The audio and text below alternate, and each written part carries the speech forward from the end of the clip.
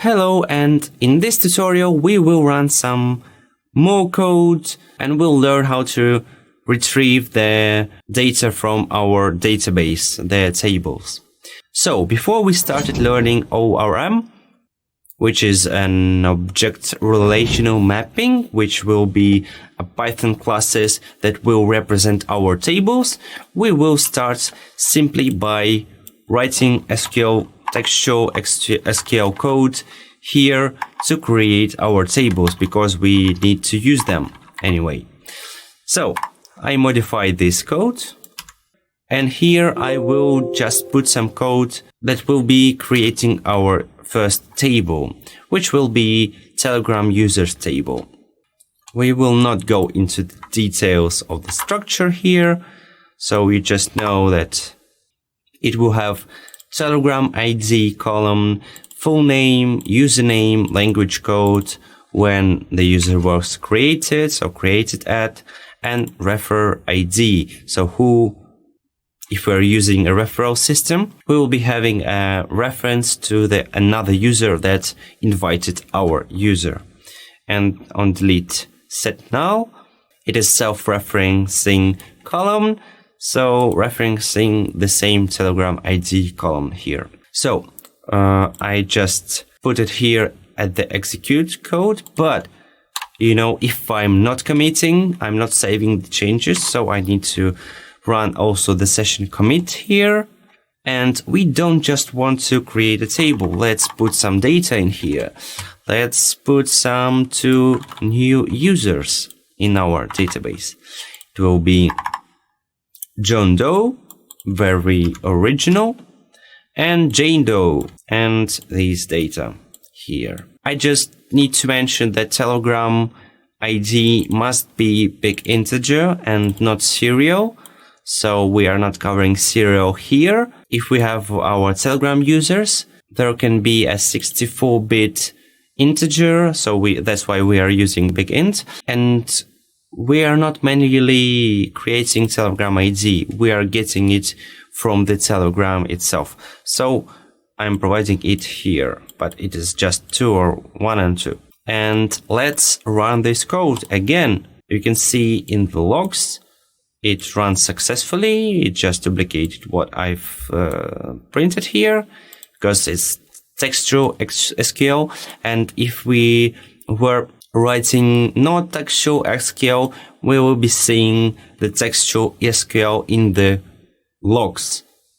So right now in our database, we have these users and we have our created table. And right now we can run another query to select them. And I must say that this is not a correct way to use SQL Alchemy. I mean, in terms of creating tables, you will be much more efficient if you are using ORM, which we'll be covering later, and creating migrations in order to modify the database structure, which are the tables, with Alembic.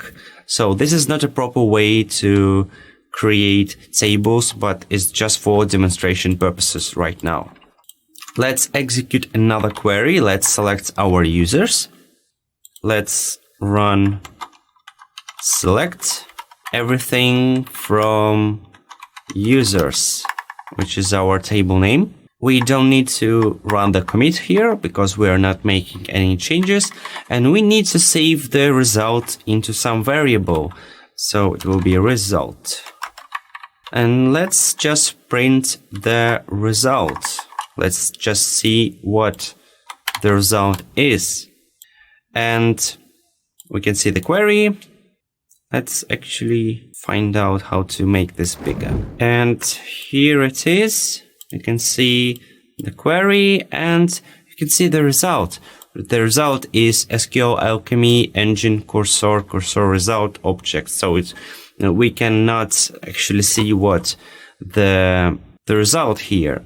So in order to do that, as we run execute query, it always returns this cursor result, and we can iterate over it for row, because there are rows returned back, we are iterating over rows.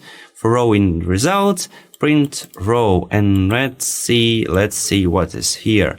We can see that the tuples are printed the same way that we have inserted mostly, and this is the information about our users in the tuple or tuple form. And it was possible before the second version came out to make just dict from the row, but it is not possible now. And right now you need to know the table columns, and you can just retrieve them by attributes. So we remember that we had Telegram ID here, and we just run the query. We can see Telegram ID 1, Telegram ID 2. We can select the full name of our users, and here they are. So that's it. But this is iterating over the cursor result. So whenever you need to iterate over the large number of rows, and we can also retrieve a list of values, a list of rows, into one single variable, which will be, for example, just rows.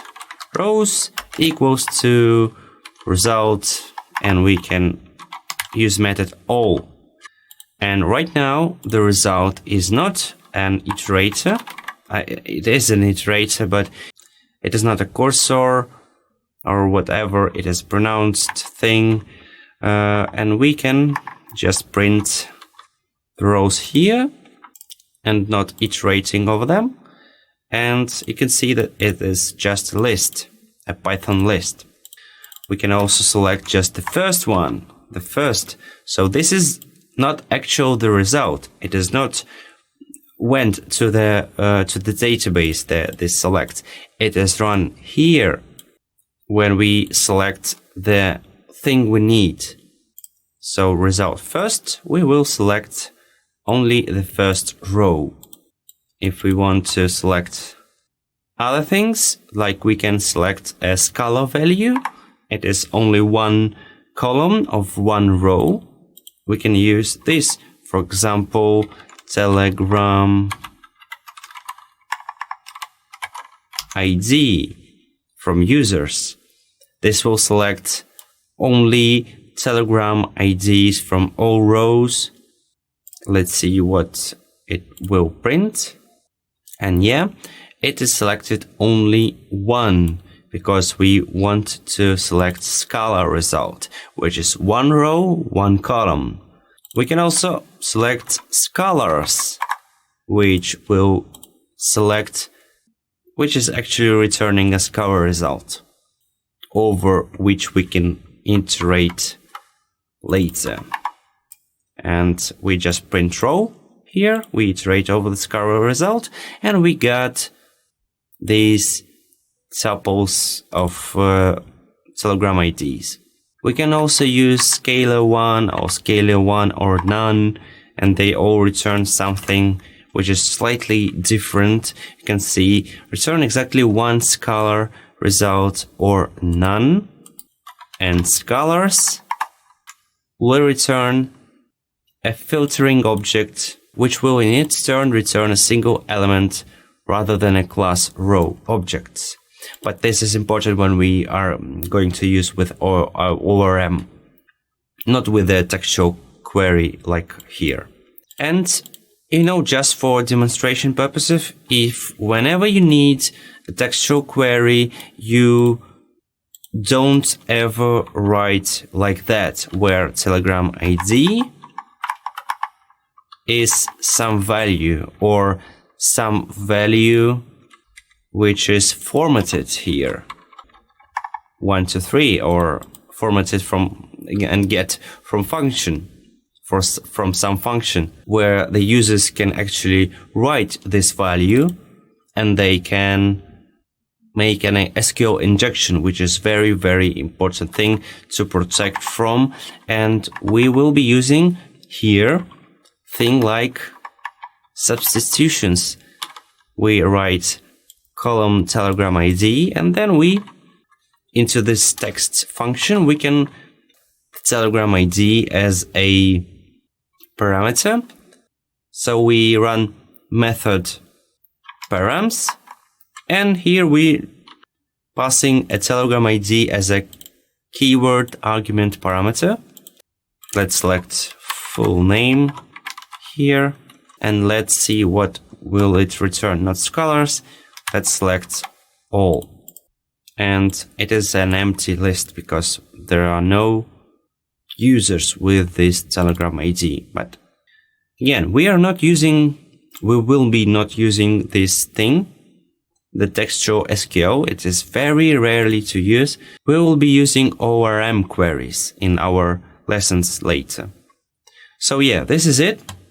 So again, you can retrieve the rows with the cursor without all method and iterate over it. And this is useful when you have a large number of rows that you need to iterate over. And if you can actually put them in one simple list, so it's a small number of values, you can always use all. So you pack all the records into one variable, one variable. And this is it for now.